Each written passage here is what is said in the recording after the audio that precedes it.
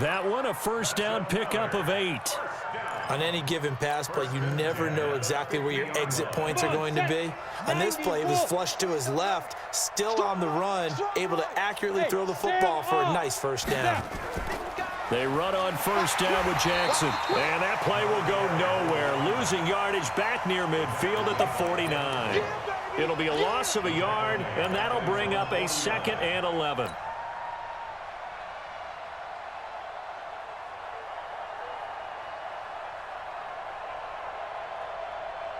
Ready? 55. Check. 55. Mike. I'm coming after you. I'm coming after you. Speed trip. Speed trip. Now it's Elway. And he fires one that's intercepted. Picked off by Casey Hayward. And they have the football and will set up shop at the 33-yard line. Well, let's get back to the playoff picture. We talked about the AFC. Let's look at the NFC. That race starting to come into focus. We know most of the teams, Seahawks, 49ers, Saints, and Packers all in. Vikings in good shape. How do you handicap this race? It seems like anyone can beat anyone. I think you're spot on, because if you were going into the playoffs with these teams that we're going to talk about, who would you make the absolute favorite? It could be anyone, right? It could be Seattle. It could be San Francisco. It could be New Orleans. I know Minnesota's probably going to come in as a wild card. Green Bay will come in as a division champ, it looks like. But bottom line is, Dallas or Philadelphia's got to win the NFC East. And I don't know that anyone wants to go to their home field and play when they have to play in a divisional game. So when you get it all together, and maybe that would be a wild card, I would guess, because they'd be the 4th team in.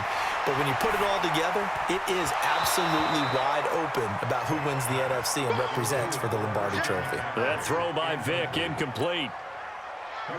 An incomplete pass on first down. That leads to a 2nd and 10. Push him back. 36, 36. Check 13. Check 13. To throw again. Vick. And this one incomplete. Too much contact to hold on to that one, and it's 3rd down. Nothing open downfield, and he had to get that one out in a hurry because he just knew he was about to take a big shot. Probably couldn't get his legs into the throw. Became an all-arm throw, trying to check it down to his running back. Incomplete. Vick readies to throw. Flushed out right. And he will be brought down at about the 6-yard line. They're able to convert on 3rd down, and that sets up a 1st and goal. That's to McCaffrey, complete. And into the end zone for a Tennessee touchdown. From 6 yards away. And the Titans are able to cut into that deficit. That's a score you felt they had to have here in the 3rd quarter to get back in this game. And you know that there was an emphasis on their side. Hey, we know this. We know where we are. But sometimes that binds you up so much that you try too hard, you don't get the score. A perfect combination of urgency, yet relaxed enough to get it done. Morstead out now following the touchdown to kick. This fielded a few yards into the end zone. And in hindsight, probably should have stayed where he was, as he'll only get back to the 16-yard line.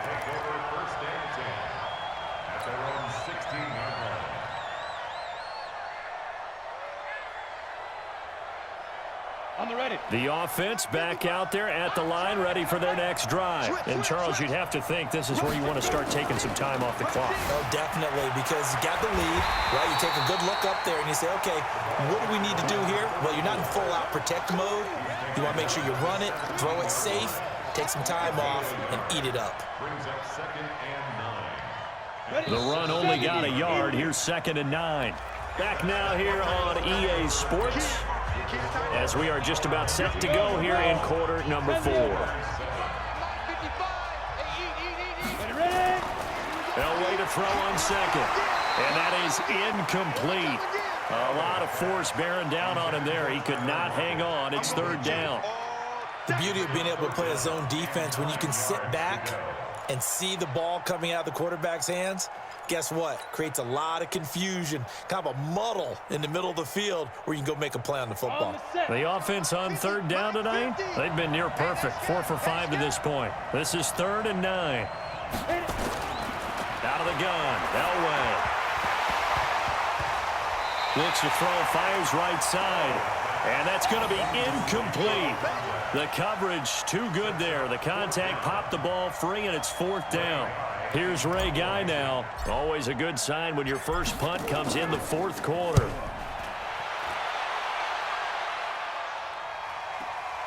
Now Sanders.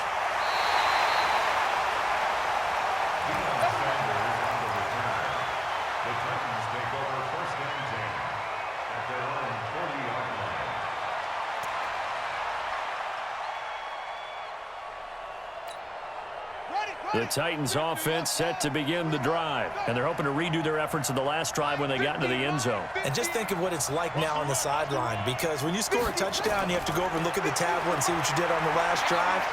When you scored points, it's a whole lot better view than when you're trying to figure out how to... And that's caught inside the 35. That's good for 28 yards. You cannot write these guys off just yet, not with a quarterback like that under center. You mean it actually crossed your mind with him running the team that you could actually maybe write this game off? Not yet. Not a chance. Not with him. We've seen it too many times. Now a quick throw as that's complete on the hitch route. And he will score. Touchdown, Titans. Terry McLaurin, 33 yards, as his guys are back within a single score. That appeared like any routine NFL quarterback, but it was Michael Vick from the pocket, throws a touchdown pass. I just think about the transformation throughout his career. From Atlanta, where he would take off and go at just about the drop of a hat and turn defenses into mush. And then by the end of his career in Philadelphia, where he completed passes like we just saw from the pocket, yet still had those great legs, when necessary, to help get him out of trouble. Tyler Lockett, he's at the 30, 10, touchdown. That's going to be a 103-yard kickoff return. What a run. And his guys find a way to stretch that lead. Elam now to add the extra point. He's got it as they double up the lead. This one's now 28-14.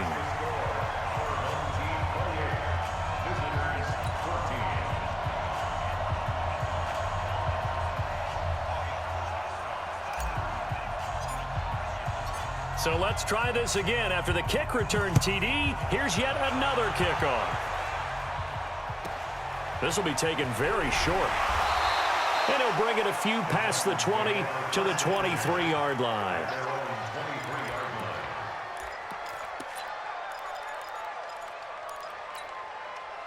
The Titans offense set to begin the drive. And for them, a touchdown their last go-around. Obviously, they'll be hoping to do that again. And when you start plotting for this drive, when you start thinking to yourself, okay, what are we going to do? You don't go away from what you did before because that worked. But you have to be prepared for wrinkles and counters because you know they'll make some adjustments. Nice work to get 7 out of that, and it's second down. It's a gain of 7. Brings up 2nd and 3 at the 30-yard line. To throw again on second down, Vick. That's complete to his receiver, McLaurin. And he coughed it up. It's going the other way. And he's going to return it to the 21-yard line. Brandon, I don't want to violate any of our broadcasting rules by declaring a game over before it's over. But that one, that puts them in real jeopardy there. Absolutely. It was a two-possession game. It is a two-possession game at this stage in the fourth. They needed points out of that drive. And obviously now, no chance at all to get those points that they so desperately needed. On first down, Jackson. No, bottled up. Fumble. It's out. It's loose. It's picked up by the Titans. And his crew will take over with the football at the 35-yard line. Partner, that one looked like it was over. I mean, they had control, had the football, and the defense had to make a play in order to keep them in the game. That's exactly what they did. And now that door ajar, 2-score game, so hold on here, not done in the fourth. 4 down, 4 down, 4 down. Vick now after the fumble recovery. He goes full extension, and he's got it. The Titans going to use the first of their timeouts. It's just their first. They'll be down to 2 remaining as we step aside here in the fourth quarter. That first down completion only netted them 3. 2nd and 7. Y'all play. Check, check. Fresno, Fresno. Vic to throw it. Got his man complete over the middle. That's Holt. That catch good for 5. It's 3rd down. Vic on 3rd and 2. Open man is Michael Thomas. And he will have the first down, but he winds up taking a pretty good shot that time.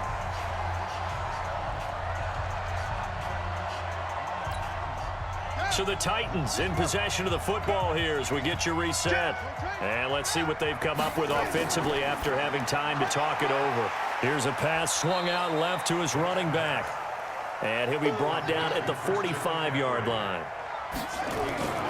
They'll throw again. Here's Vic. You got the big lead defensively. Willing to give him that underneath stuff. The ball comes out, and the defense will get their hands on it, going the other way. Well, that drive wasn't a case of wanting to put points on the board.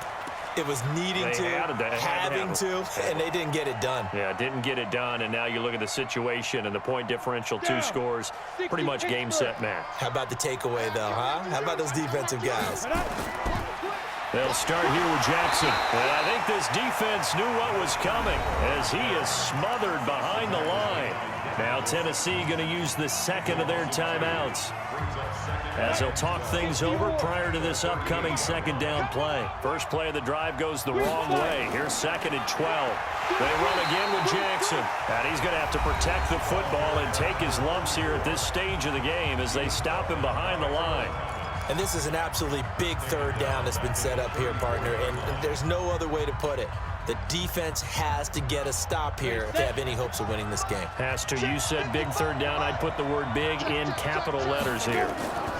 On 3rd down, it's Jackson, and he won't be close to a first down as he runs into a wall right around the line of scrimmage. Call it no gain there, and it leads to a 4th down. Here's Ray Guy now as the drive goes backwards, so he's on to punt it away.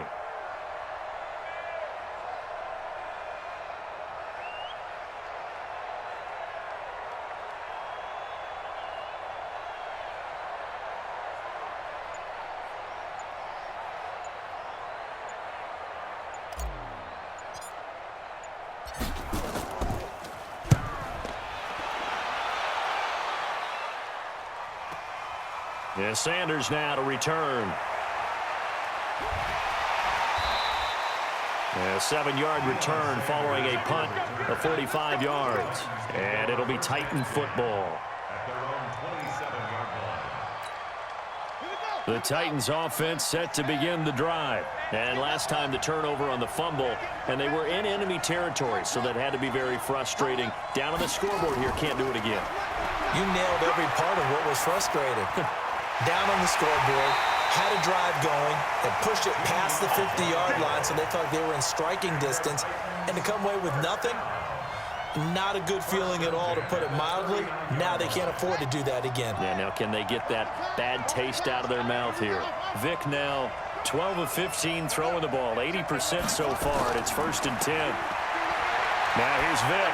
He's going to let it fly. And this is intercepted, and that should do it. Picked off by Patrick Surtain. And a big turnover there as his guys will get the football back.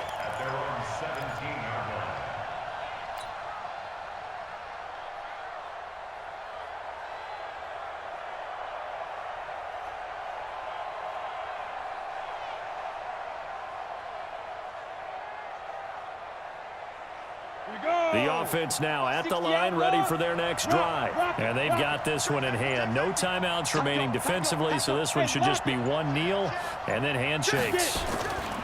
They'll begin the drive with Jackson on the ground. Looking for a seam, but finding none. He'll get back to the line of scrimmage, and that's it. Charles, why didn't they just take the knee there? You're asking the question that I'm asking as well, because we've seen a lot of football where coaches decide maybe they get a little greedy. I don't know if they're doing it for stats or for what reason. We've seen it happen in college. And how about in the NFL?